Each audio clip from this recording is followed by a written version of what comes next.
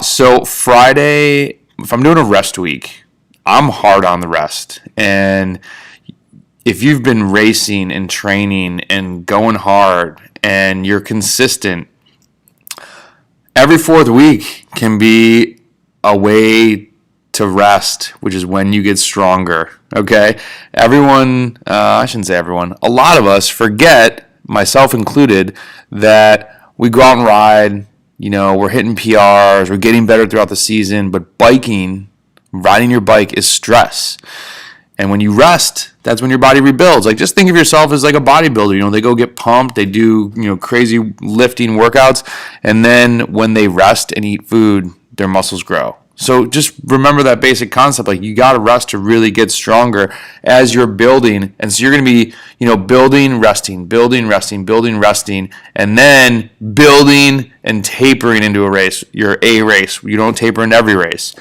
That can be another conversation. But so Friday was a rest day. Saturday was a rest day. Today, I'll do an openers ride. So these are some pre-workouts that I have saved in my library so I can easily drag them over. An openers ride is where you're going to go out and you're going to ride at an endurance pace. So 75% max of your FTP. And there's going to be 5 30-second efforts that are VO2 max, so 106 to 120% of your FTP.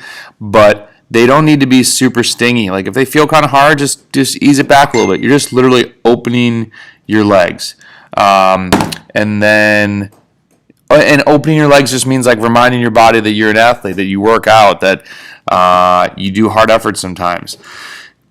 And then Monday's going to be a rest day.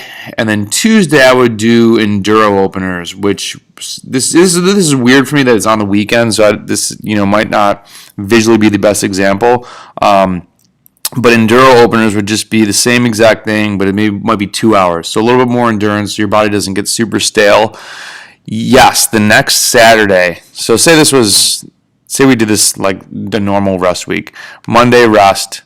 Tuesday rest, Wednesday is the openers ride we just talked about, Thursday rest, Friday endurance openers, so maybe it's 2 hours with those same openers, 106 to 120%. Saturday I do a rest week revamp. That's the thing for work, don't be freaked out. Where you're basically going out and you're now super fresh. Go out and try and crush some short duration, anything under 2-minute PRs. And the reason for that is it's going to hurt, but your watts will be really good. They should be really good. You're rested, you're fresh, you're strong. Things over 10 minutes are going to be difficult to hold. So don't go do a 20-minute FTP test because you're probably not going to crush it. Maybe go do it, see how you do. But most people really struggle with long duration efforts after a lot of rest, and they freak out that they're, oh my God, where'd all my fitness go? It's just your body is coming back from the rest. Give yourself a few days. By the next Tuesday, Wednesday, you're fine. Very few people. I've coached over 100 athletes now. I would say maybe 3 it takes them. They're usually older. It takes them maybe till Thursday or Friday. And they'll freak out if they have a race coming up. They're like, I feel like crap. And it's like, dude, you're fine. You're rested. You're fresh. You're going to kill it today. And then they'll go set PRs and like win a crit. If you had a really long time trial, maybe we would end the rest week a day earlier, but you really don't even have to, don't mess up the formula. It works. So that is a rest week. A taper week. So I just threw these in here. Say I'm not going to River Gorge this year. We got some other plans popping off that we'll talk about later. You always work backwards, right? This is why planning is important.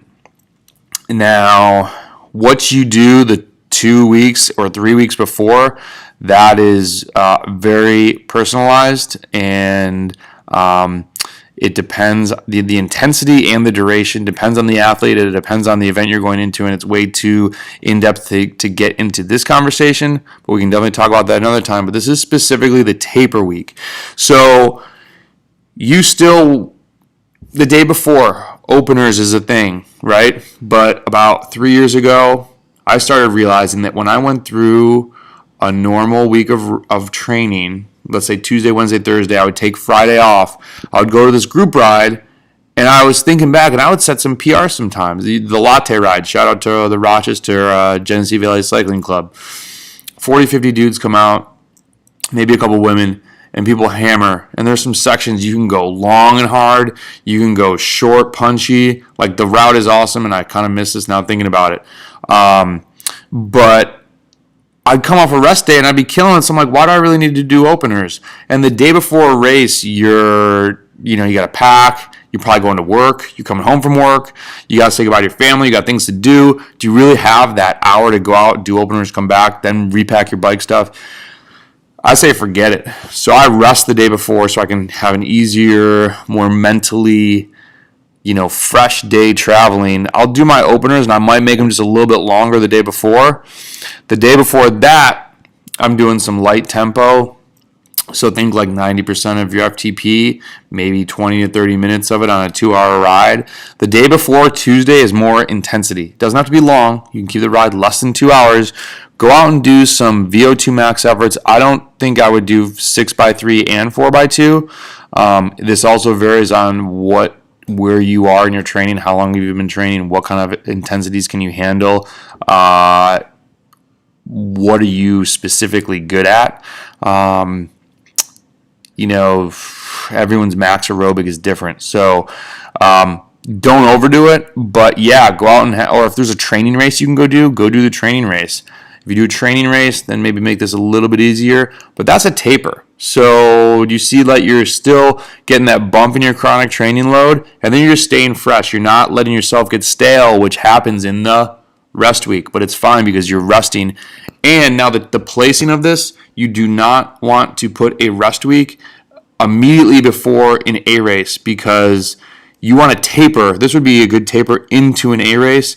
If you rest and go into an A race, like we already talked about, you're going to feel stale.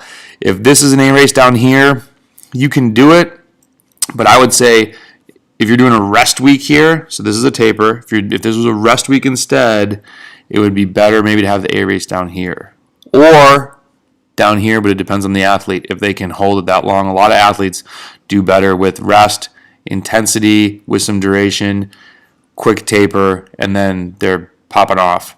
But others, if you're going out and you race like I race and you're more in breaks and doing longer efforts, and the data shows that with some more riding in your legs, you're going to perform better at longer duration, like riding in a break, like 40-minute, hour efforts, you might want to take the rest week, do super hard stuff here, have a good weekend, do intensity, less duration here, and then the taper week here, okay? And then you would rest. So there's a lot in there, but I think that's pretty explained hopefully well. If not, please ask questions.